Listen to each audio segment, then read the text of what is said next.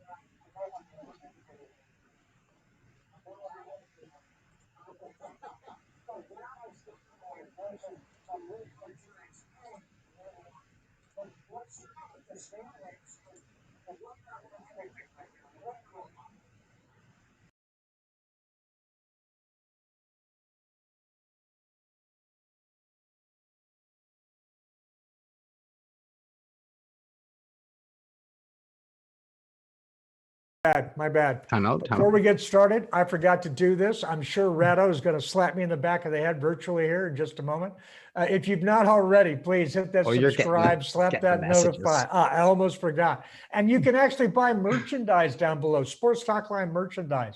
I mean, we've got logos on everything. You'd not believe what some of those logos are on. And it's a pretty cool logo to have, seriously. So anyhow, back to you, Josh. I apologize for the interruption. That's how excited we are to talk football today with everyone. So I hope you guys are joining in for this live chat.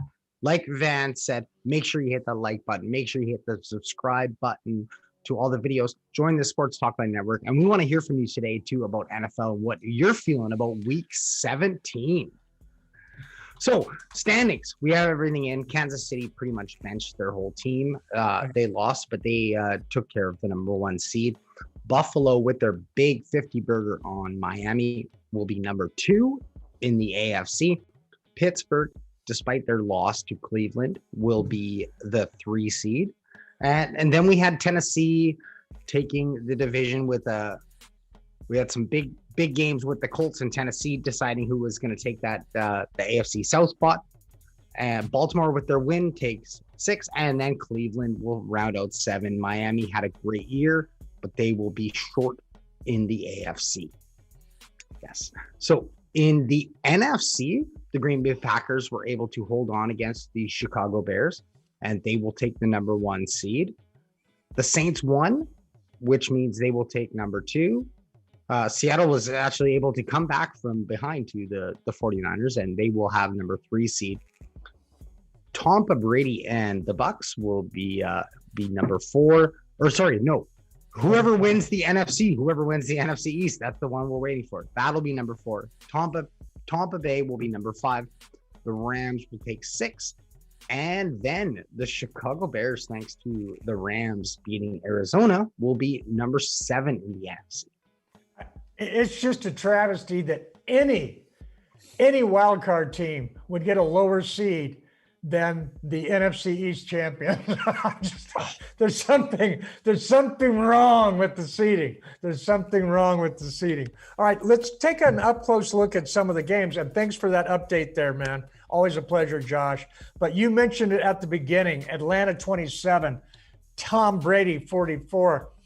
And man, Tom Brady, 26 of 41, 399, 4 touchdowns, 1 pick, and two receivers that are just really connecting with him right now. Antonio Brown, 11 receptions, 138 yards, 2 touchdowns, 14 targets. Chris Godwin, 5 receptions, but he got 133 yards on him and 2 touchdowns.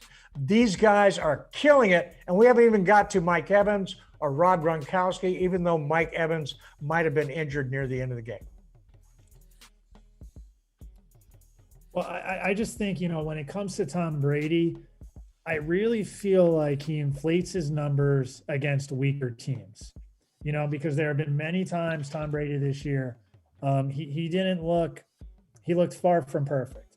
He looked like he did have some flaws, but then sometimes too, he had the monster first half last week. He puts up great numbers this week. I want to be like, you know what? Put up those monsters numbers against a playoff contender. Don't put up those monster numbers against a team that's already out of it and that's already looking. It's not from the NFC East.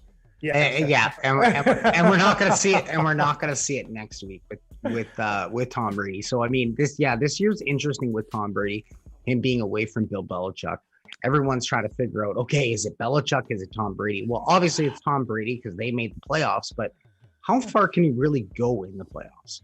Well, that's a conversation that fans like to have, but the real answer is, as everybody knows, in order to consistently do what a team like the Patriots did, you need a quarterback and a coach.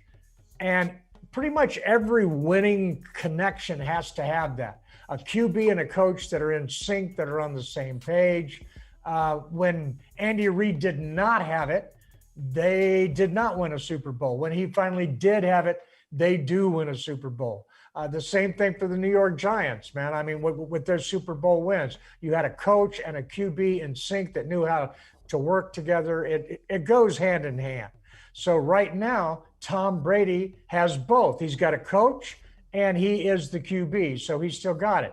In New England, they've only got half of that, okay?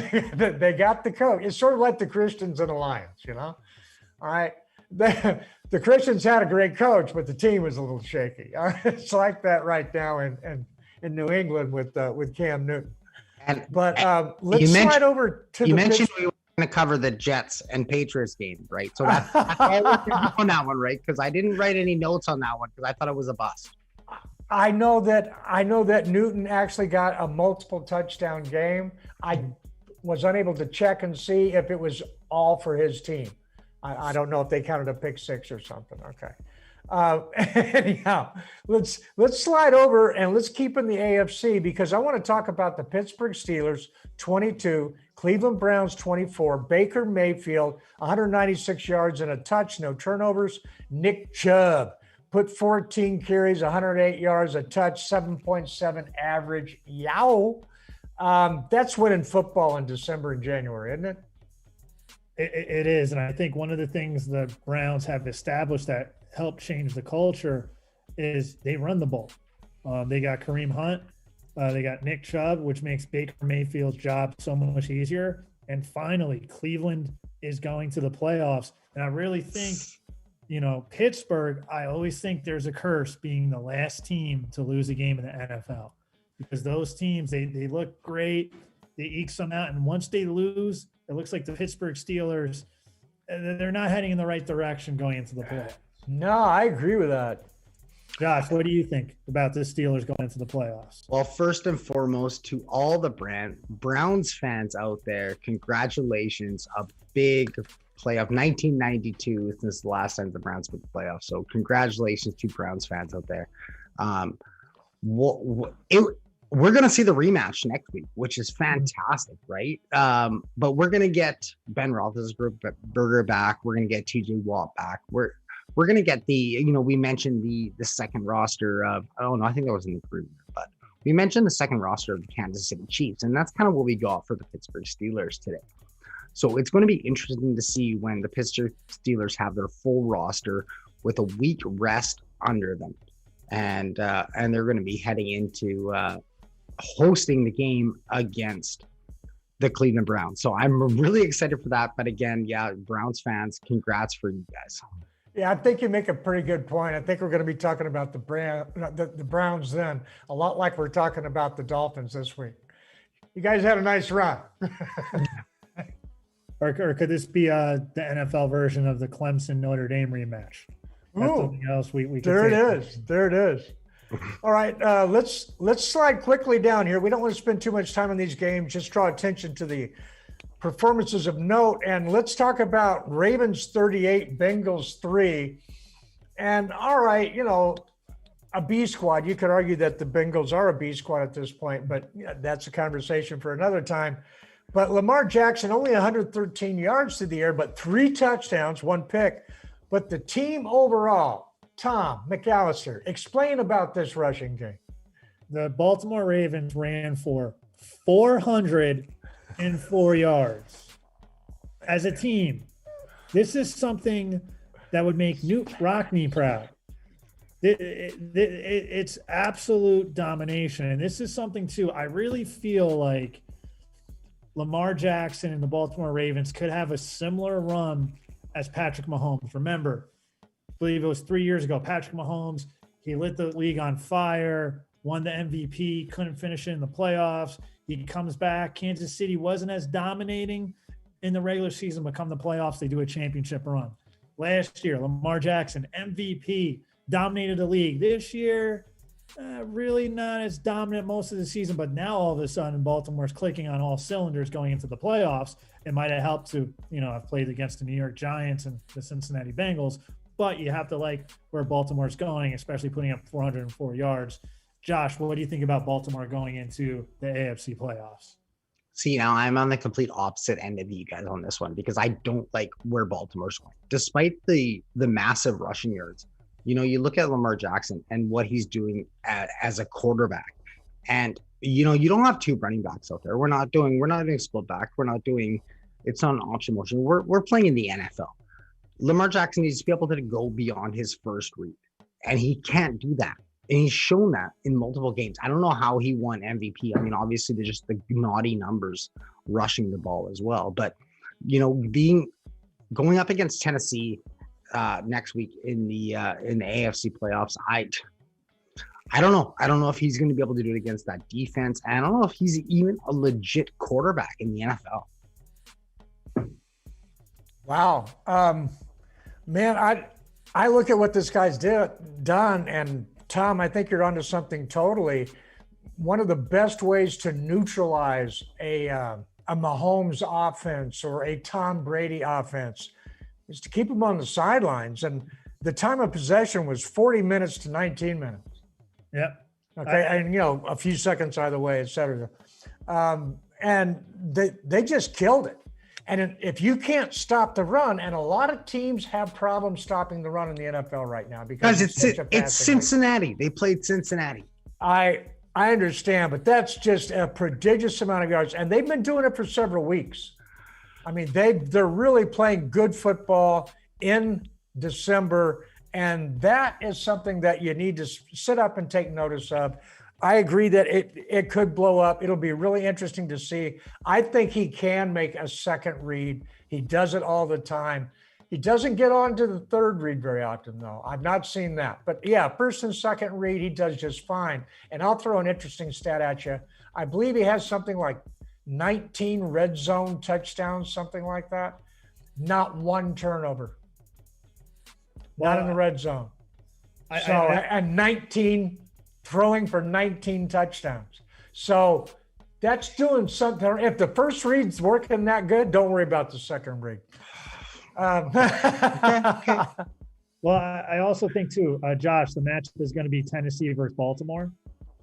Yeah, look from my shaky notes. That's a hell of a running game against running game. Wow, it's going to be that. That could be one of the games where the only game that's going to be quicker will be the Army-Navy game where they run the triple option for 99 plays. So I definitely think too, you have 2 teams that are almost molded the same way, and you got to wonder, Ryan Tannehill, you know what? He fits the Tennessee offense great. And that's going to be an interesting matchup. If he gets in rhythm, it's a whole new thing because he offers a nice balance to what Henry brings. And that Henry stiff arm, you just don't want any part of that, man. I know I wouldn't. No. I do not want to be on highlights that way. All right, hey, let's slide over to another one real quick. Dolphins at Buffalo, 26-56. We've mentioned several times now, Dolphins had a hell of a run. We're not even sure that Tua is their QB of the future. They could be hoping for a Fields dropped, but I mean, that's a whole nother conversation for another show. What we want to talk about here is Josh Allen, 18-25, 224 yards, 3 touchdowns, 1 pick. Is he MVP for the year? Is he in the conversation? Josh? I think he's in the conversation, especially with Patrick Mahomes sitting out week 17 here. But Aaron Rodgers, it was basically his week 17 to lose it somehow. And I don't think he did. But yeah, absolutely fantastic season from Josh Allen. And when they beat the Rams, I was kind of a little bit hesitant to be like, okay, maybe the Bills are the real deal. But, watching them all season and watching Josh and Allen work from the pocket, and as we mentioned earlier, being able to go through progressions, the Bills could be as the second seed, they could be a force in the AFC playoffs. I'm excited for him, but I don't think that he's going to get up to that MVP caliber. Ouch. I have to agree with Josh. I think when we look back at that QB draft class that had Sam Darnold and Josh Allen and Josh Rosen, no one thought Josh Allen would be the best quarterback. And here we are a few years later, he's leading his team to the number 2 seed going into the AFC playoffs. But I think when the MVP candidate, I got to go with Aaron Rodgers, mainly because he does not like handing off to his running back in the red zone. Because I had that running or back at all. I was going to say that's got to be fantasy. That's the red zone is secondary. Yes. I see that's that. Fantasy spite. But yeah, great. Just but I really think when you look at raw numbers, I think Aaron Rodgers will probably get it. I thought Kyler Murray was in the conversation and Russell Wilson, but I really think those that didn't age well, did it? Yeah, they dropped off. 9-1. And Rodgers is being like Aaron Rodgers got a chip to prove, has a chip on his shoulder. He already doesn't like his family. I guess he took it personally, a la Michael Jordan. But I definitely see Aaron Rodgers winning the MVP. It'll be very difficult for me to see anyone else win it.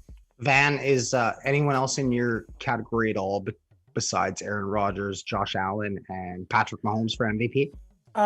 Just a bunch of woulda, coulda, shouldas that you already brought up.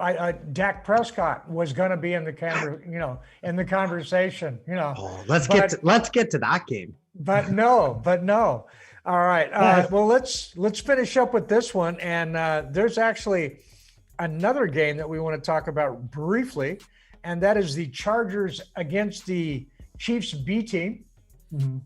And we just want to give Justin Herbert a shout out. 302 yards, 3 touchdowns. When you're playing the JV squad, you're supposed to put up some numbers. But as a rookie, over 30 touchdowns, never been done before. It's not as bad as when as laying down for a free sack to give the sack record to somebody. Not going to mention any names there, Tom. Oh, you're so sour. You're so sour, man. You're so sour. Oh, that's all right. You know what? He's going to try to win the game, and we're just going to send Jason Pierre-Paul in to block the field goal to prevent him. Let him move on. Let him move on praising Justin Herbert, and then we'll get to everything else. I mean, just for, want to give him a shout out. It's not been easy for him this year. I mean, he's playing on the Chargers, for goodness sake. So, I mean, that's definitely worth a shout out. Okay, and we were going to talk about one more game after that before we got to the last game. And it is, speaking of Kyler Murray, let's spend 15 minutes talking about Kyler Murray and his potential. No, let's not. Really think... Let's talk about Arizona Cardinals 7, Los Angeles Rams 18. Mm-hmm. And it's been a rough couple of weeks, but Aaron Donald got is due right now, man. He just kept bringing it. Yeah, I think it's something too. Now, let me ask you this question, Josh. This might be a biased opinion. Kyler Murray got hurt in the first quarter of that Rams game. Would the result have been different if Kyler Murray was healthy for the whole game? Did you see who the Rams started? I'm just saying that. I mean, does it matter? Aaron Donald literally solidified himself as defensive player of the year today. Mm-hmm. We had a great broadcast. I don't know if anyone was watching, but the commentators were very quick to point out that the sacks and all the pressure that were coming on Kyler Murray, and I want to get on Trevor a little bit because that's a Canadian tie. I want to get on that a little bit later, but all the sacks and pressure on Stevler and Jamal Murray Murray were based on Aaron Donald's just monstrous performance. If anyone is going to kid themselves and say that someone else is Defensive Player of the Year, then no, it's not happening. But okay, Kyler Murray, yes, maybe things could have been a little bit different, but it's not like Stravler didn't have bad numbers. Hold on, I flipped too far ahead. Get back to my Stravler page. Oh, we'll go on to the next game. No. 11 for 16, 105 yards. Like, it's not like he had a bad day, and he's able to do a lot of the things Kyler Murray is able to do with the run option, right? Because he's used to it from the Winnipeg Blue Bombers in the CFL, where they run a very similar offense to what they were doing. Yeah, it's different. Yeah, we add one more down in America, but yeah, it's the same kind of thing. Well, Tom. Yes. Would the outcome have been different if Dak Prescott had been at quarterback for the Cowboys? It doesn't matter because would the outcome have been different if the Giants had Saquon Barkley? Listen, we can play this game too. Let's play this game. We know that the Rams are in. We know that the Rams won.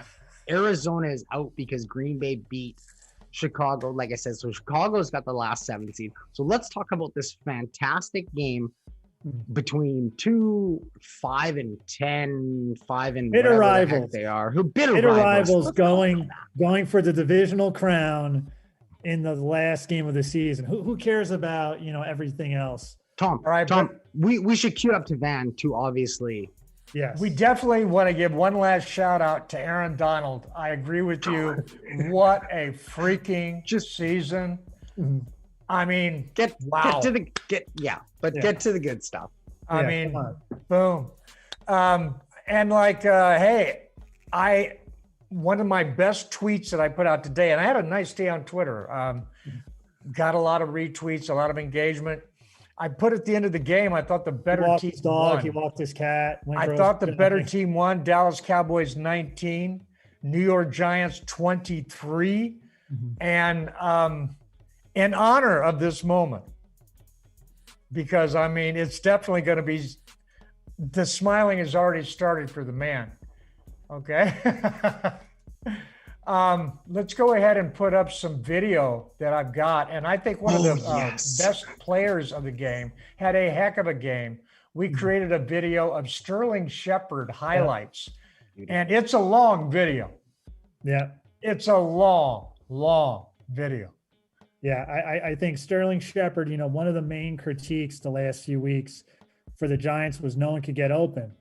This week, the Giants wide receivers led by Sterling Shepard, they're able to get separation.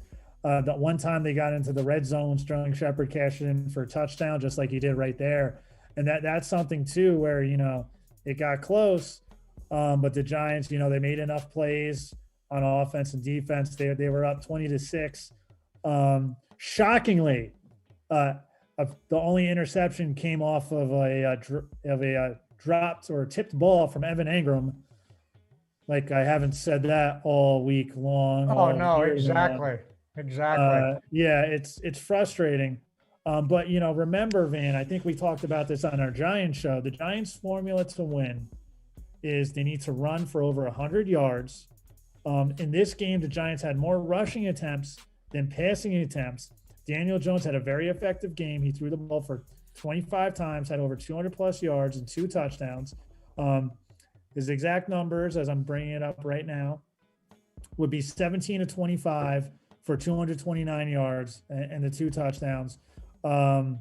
Sterling Shepard, 8 catches, 112 yards and a touchdown. And this is something where, when he came into 2020 and you told the Giants, listen, you're 4-2 in your division, I think this just sends a message like, listen, the Giants aren't a pushover. They easily would have been 6-0 in this division if things went a little bit differently. If, a certain Pro Bowl tight end held the ball to seal the game. But you know what? The Giants, I couldn't believe that when that went down, Tom. I mean, I immediately reached out to you on Twitter with that, I recall. And it was like, oh, man, come on, dude. because the Giants defense, like you say, it's for real. And you got to go back on all the different levels. Towards the end of the game, Bradbury has some big defended passes where he came through, made a big play, almost ended the drive right there, but the Cowboys went for it on 4th down and got a play. But I mean, that was incredible. But I think without a doubt, this next video that we're going to look at here, and it's again a very long video.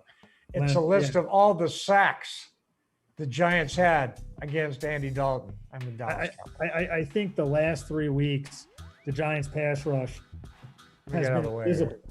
They didn't show up against Kyle. I felt like once they went up against Kyler Murray, they were more concerned about stopping him, making the runs and stuff like that. So they weren't as aggressive as they could have been. But with Andy Dalton, who's not known for to have the speed as Kyler Murray or Lamar Jackson, they were more aggressive. And I think Leonard Williams, he added on to his career year. And in the post-game presser, he actually gave credit to Dave Gettleman, how a lot of people criticized the trade, but he went out there, and kind of proved it for him. So that's going to be something interesting because Leonard Williams is going to be a free agent this year. We're going to see if he wants to come back. A lot of things can happen. But he rejuvenated his career here. Up until then, he was on a downward go, man. Yeah. He had a career year with they franchise tagged him this year, the Giants. So we'll see what happens. The defensive front played like the defensive front they needed to. So the Giants pretty much did everything according to their formula except with the turnovers. All right. Sorry, I'm going to actually turn that feed off. I couldn't watch it anymore. No, that's okay. I could. And as much as I'm the backseat driver here in this NFC East division, as we have the Cowboys expert and the Giant expert, one thing that I can really say about the NFC East was defense was not a problem for the teams. I think though too, most teams were playing a backup quarterback. You got to wonder if Dak Prescott didn't get hurt, would the Cowboys still have put up points? But the Cowboys were struggling even when Dak was healthy. But I think too, defense I think was okay across the board, especially when you look at Washington. They have a tremendous front. Chase Young, Sweat, Kurgan. They got some monsters up there. And also I think each team could run the ball successfully. I think the wide receivers and maybe quarterbacks underperformed this year. I'll tell you what, the Giants did well in the running game today. Yes, they did today. But I mean, I think just in general too, like if you look at the defenses, like it wasn't the Dallas defense. Like when they needed stops, when they needed turnovers, they were able to get it, and they were able to give the opportunities to Andy Dalton. And you could say the same with Philadelphia, even up until the final couple of weeks with the quarterback switch. They were able to give Jalen Hurts opportunities to win games. And you saw it across the board in the NFC East, and we had significant injuries for every single team. Tom, it wasn't the quarterback for the New York Giants, but if Saquon Barkley is there, are the Giants even waiting for Washington to play tonight?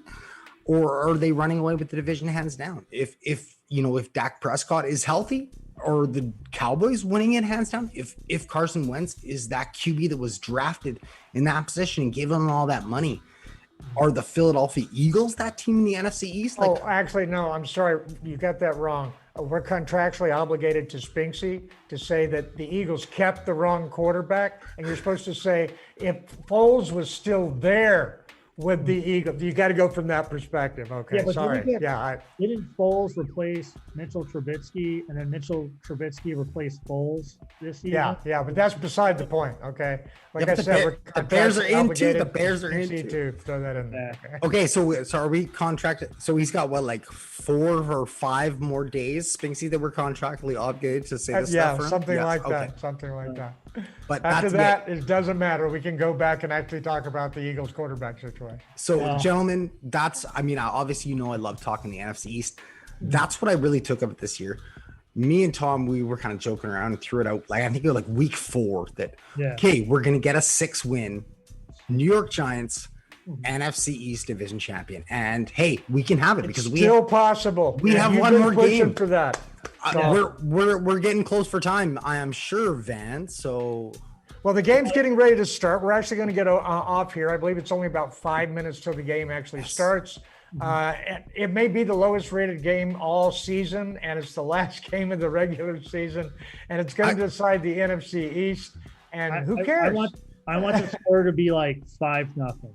I want a field goal and a safety. I do not care as long as Washington does not win and the Giants, so I can go back on the podcast and find my prediction and I can just spin it out again and again. And I'm not going to lie, guys. I'm sure we have more people watching the show right now than will be watching this Sunday Night Football game. Well, Cobra Kai is trending on Netflix, and I strongly recommend it. But I really think, though, too, if the Giants win, they get Tom Brady in the playoffs. That's going to be fun. And I tell you what, I like your record versus Tom Brady in the playoffs, my friend. Yeah. I like these playoffs. And you know what, though?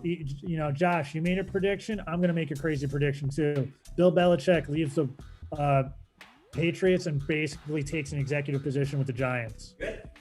Ooh, that would be awesome. I'd love to see that, man. I'm going to make that That'll prediction. never happen. I would like to offer my Schadenfreude award for the week, perhaps the season.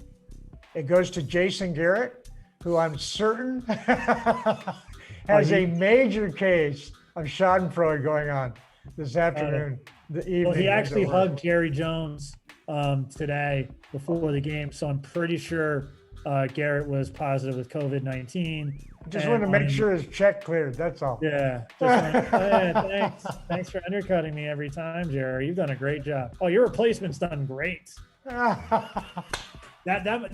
too. If you're Jason Garrett, you got to be like, wait a minute. You replace me with this guy, and I knock him out of the playoffs the first year. Absolutely. Yeah.